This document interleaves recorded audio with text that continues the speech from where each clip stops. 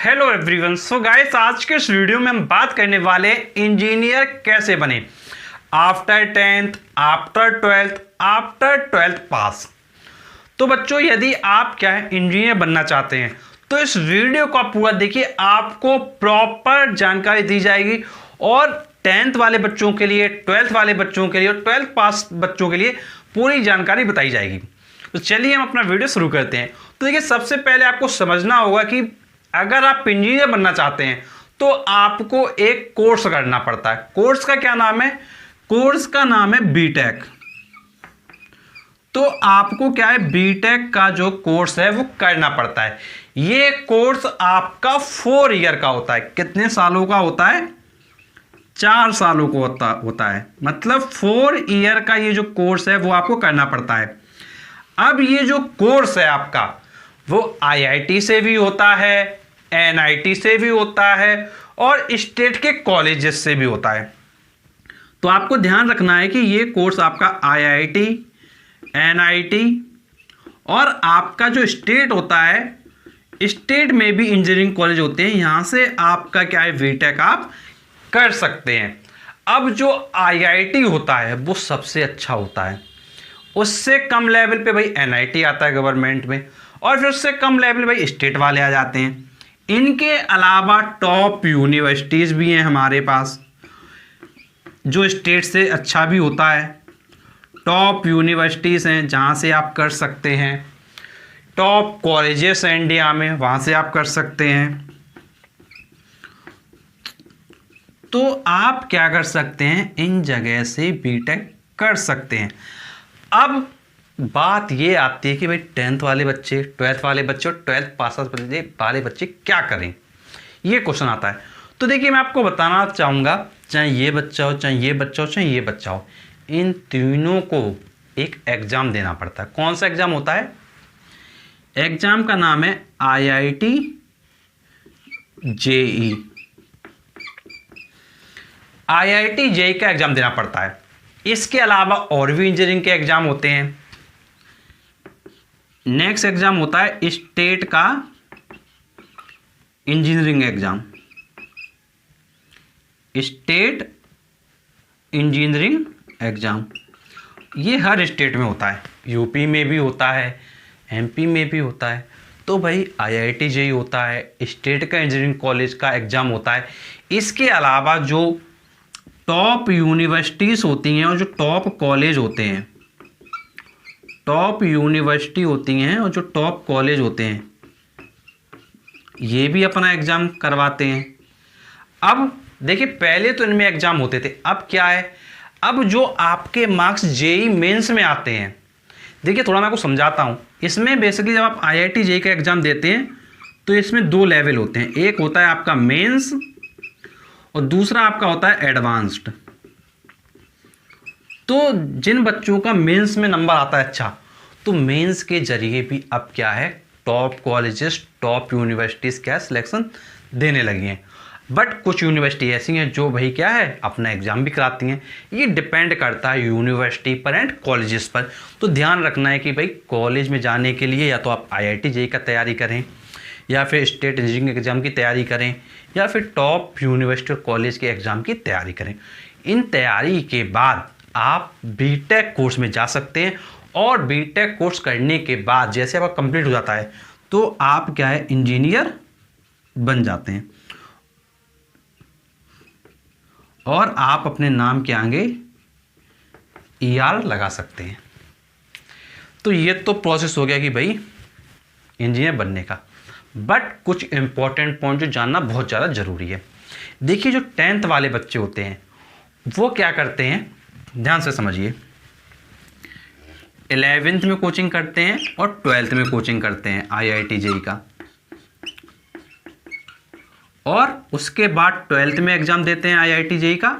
और 12th पास होने के बाद, जब 12th पास कर लेते हैं तो उसी ईयर एग्ज़ाम देते हैं। मतलब 12th के साथ में और 12th के बाद में, मतलब 2 ईयर मिलते हैं जहाँ पर आप क्या है एडवांस का एग्ज़ाम दे पाते हैं। तो आपको ध्यान रखना है कि ये 2 ईयर होते हैं आपके पास जहां आप एग्ज़ाम क्या है दे पाते हैं। तो ये ध्यान रखेंगे, 2 ईयर ये हैं जहां पे आप क्या है एडवांस का पेपर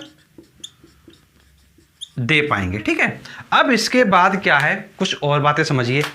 अब बात आती है जो बच्चा 10th में था उसने तो 2 साल कोचिंग कर लिया, 10th में कर लिया, 11th में कर लिया, और वो बच्चा चाहे तो 12th के बाद भी क्या है कोचिंग कर सकता है, वो उसके ऊपर क्या है डिपेंड करेगा।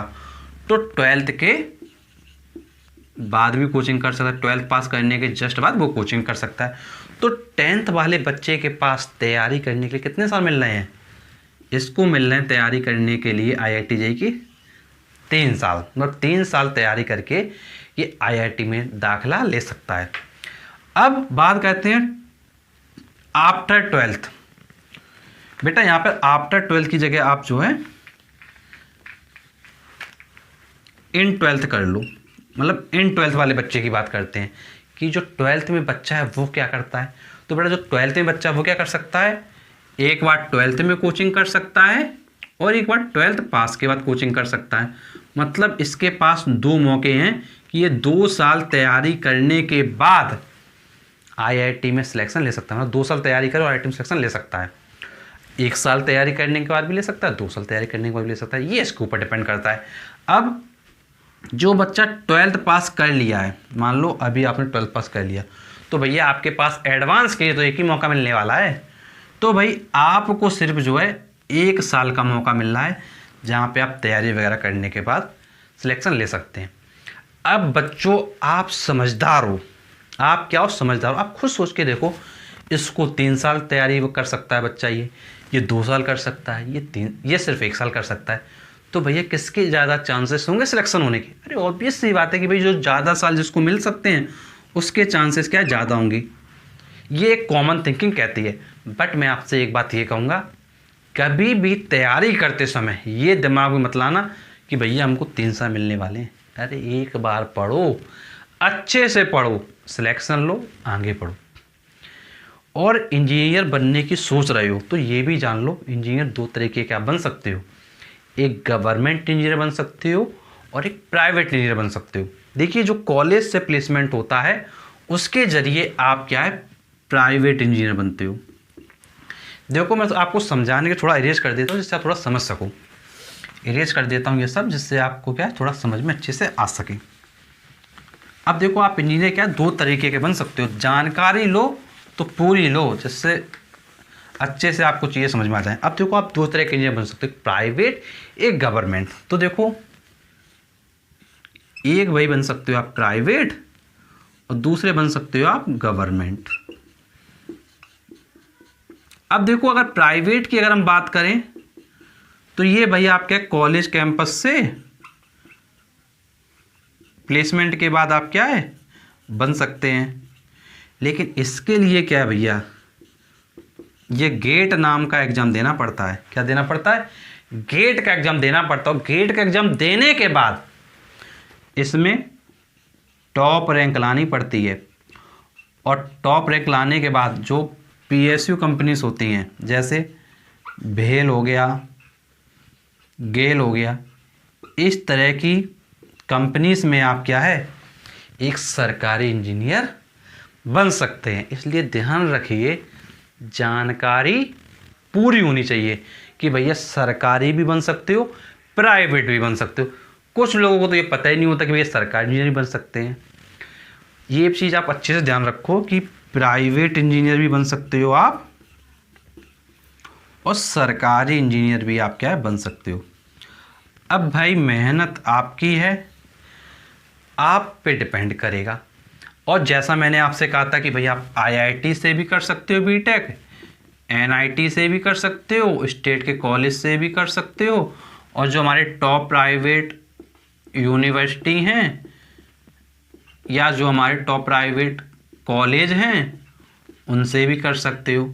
तो भैया कहीं से भी करो, बस सरकार द्वारा मान्यता प्राप्त हो वहाँ से आप बीटेक करो और आप सरकारी और प्राइवेट इंजीनियर के लिए अप्लाई कर सकते हो, कोई दिक्कत की बात नहीं है।